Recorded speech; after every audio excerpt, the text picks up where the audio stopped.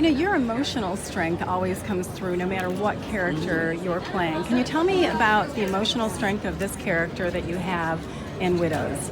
Well, the emotional strength is a woman who is deciding to live again. I think that that's a huge emotional journey. A woman who's lost a child and a husband. And I mean, what else is there? There is nothing else. I think in the journey of her deciding to put one foot on the ground and then the next and to stand up and smile again is an enormous journey that I don't think that people should take lightly. Right. I think usually those journeys are watered down in film so much so that, usually, like I say, by the middle of the film, she's found love again. She's found a man who has a mansion in Nice, and by the end of the movie, it's hip hip hooray. You forget that she has ever lost her child, and you're waiting for Widows too, But I think that this journey felt very real to me. Okay. And looking at this year in film, we actually have a lot of strong female characters in leads, which I don't think we've really seen much of in the past. Do you feel like things are truly changing for women in leads? I think they are because I think that we're changing it. I think that we're refusing to be silent. And also, I think that we need to redefine strength. Can I just say that, please? Absolutely. Because sometimes it's too much of a burden to just wake up every day and not admit that sometimes you feel broken. And sometimes you feel like you can't stay on your feet. But then you have joy again. I think strength should be defined as honesty, as authenticity we need to redefine it. Very good. Thank you. Pam? I'm doing great. How about you? I'm all right. Good. Tell me a little bit. You are known for very physically strong roles. What in your upbringing, or maybe your childhood, or your interests brought you to those types of roles? It was more of an activism. I just didn't see any role models on screen that looked like me. And so I felt the desire and the need to fill that void in the market. And so, for a very long time also, I just didn't think that there was a way to be free and independent and not have to rely on a guy outside of action movies. So I was an activist most of my career. I didn't really spend much time acting. I just spent most of my time projecting this ideal version of what I thought was independence and freedom. And the action realm allowed me to do that. It gave me the space. So working on Widows was just so eye-opening. It was like this discovery of this soft power that I never really truly respected before. I always felt sorry for her. I didn't understand, what the power was inside of that woman that raised those kids by herself. I always looked at her like she was sad for, having kids so young and having to stick it through with a loser boyfriend, or husband.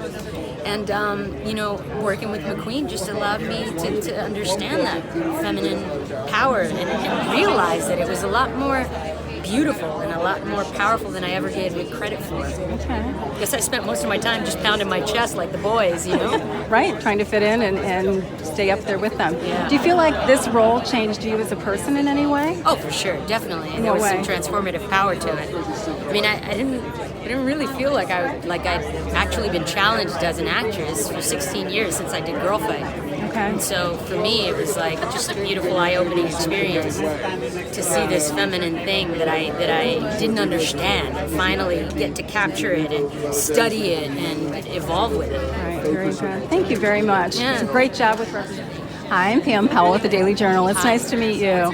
I loved seeing you in Bad Times at the El Royale. Phenomenal performance, absolutely wonderful. And I didn't realize that you were in Step also, which was a favorite documentary. So now you've got 2 feature films, huge films this year. Tell me about going from where you were to where you are today. Amazing. I mean, stage to film was I was very nervous because I didn't know how different it would be, and it was amazing to be in the room with these people, Viola, Elizabeth, Michelle, to have Steve with the helm, that I felt like I was safe. It was looked after, but my job was to make sure that whatever I gave was to help lift everyone else up as well. So when you take the pressure off yourself to do a great job for yourself, and you're doing it for other people, then you get to think about others, and it makes it easier to be there, just to be present. So you're offering what you can just to make sure that whoever else is in the scene with you has what they need, and it just makes things easier, it makes things fun, and means that we can tell a proper story just great. Very good. What did you learn from being with all these amazing actresses, especially the women, and inspiration? Well, that we as women really can pull the story off together. And that it should not be an odd thing to see. Like, that needs to happen more. That we can carry a story on together, and we can tell our stories together, and we can do that in a group effort, and it can still mean that we all get to shine. And I think that is a really special thing. We don't get that very often. And I think we found that in this. And I loved it. I loved it. To my right and my left. That's great. Thank you very much. Great performances. Thank you. First of all, you've written obviously some pretty amazing books that have been turned into movies, but now you've got somebody else's book that you're writing the screenplay for. What is one of the things that you really want to keep in mind when you're transforming somebody else's book into a screenplay? Well, to me, I started with Little LaPlante's Amazing. It was a TV series, and it was way ahead of its time. It was in the 80s. It was so transformative and so ahead of its time. So that was, first of all, respect her vision, but then, to do what I would do with my own stuff, which is you take what's there and then you don't look back. Okay. You take that magnificent DNA, and then it has to become its own thing, and that's certainly what I did with Gone Girl. I reread it once when I was adapting it, and I didn't let myself go back to the book again. Really? Because to me it had to become its own thing, and so, that's what I watched it. I took notes, and I took what we needed from it, and then Steve and I kind of took that wonderful seed of it and said, okay, well, where are we going to go with it now? So it's to be respectful, but to know what those basics of it are, and right. like what you love about it, and then go from there. Do you think we're actually seeing a nice change in getting women into the writer's seat? I think we're certainly seeing a change. I think women are, more women are in power, more women are creating jobs for other women, and, more women are writing, more women are directing. I don't think we're seeing enough of it, not enough quickly. I certainly can tell you, I right now am doing a series for Amazon and trying to find women writers and women directors. The good news is they are all snapped up. The really good ones.